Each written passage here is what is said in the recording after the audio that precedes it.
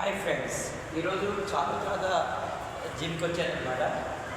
ఏం చేయాలని చూస్తుంటే ఇలా బాక్సింగ్ జిమ్ దొరికింది. హ్యాండ్స్తోనే చేస్తున్నాను, గ్లౌజెస్ ఉన్నాయి.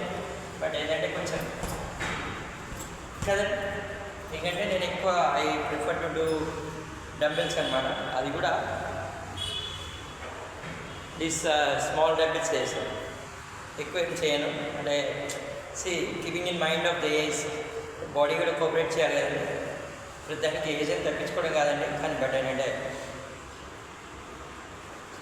జస్ట్ ఇట్స్ సింపుల్ ఎక్సర్సైజ్ అనమాట. బాడీ బెండ్ కావట్లేదు, కష్టమవుతుంది. అండ్ ఈవెన్ చాలా డేస్ బోర్డు యూజ్ చేస్తాను కదండి, అది టీచర్ హ్యాండ్ అనేది పెయిన్ వచ్చేస్తుంది మొత్తం. సో కొన్ని ఎక్సర్సైజ్ చేయడం అనేది చాలా కష్టం అవుతుంది అనమాట. అందుకే so even doing dumbbells like this every 2 days కోసం వస్తాం అనమాట.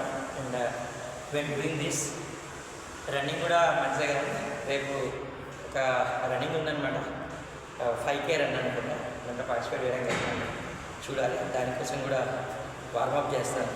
అంటే డంబెల్స్తో రన్ చేయడం అని కాదు, బట్ ఈవెన్ ఏంటంటే కొంచెం బాడీని ఫిట్ ఉంచాలి కదండి. That's very important.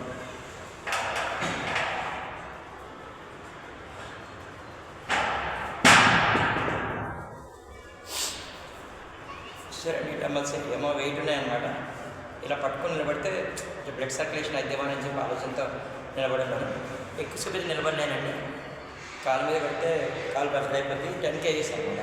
ఇది 10 kgs, ఇది 10 kgs. వెయిట్ అనేది ఈక్వల్ మెయింటైన్ చేశాను. స్టిఫ్గా వాడాలి. ఇలా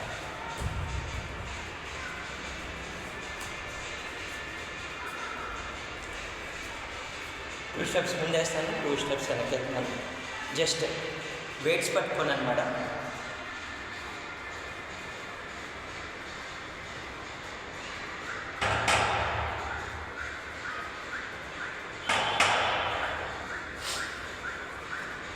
నిజంగానే జిమ్ చేయడం అవసరమండి, కాకపోతే ఏంటంటే టూ మచ్ చేయడం కూడా ఒకసారి అంత టచింగ్ కాదేమో అనిపిస్తుంది.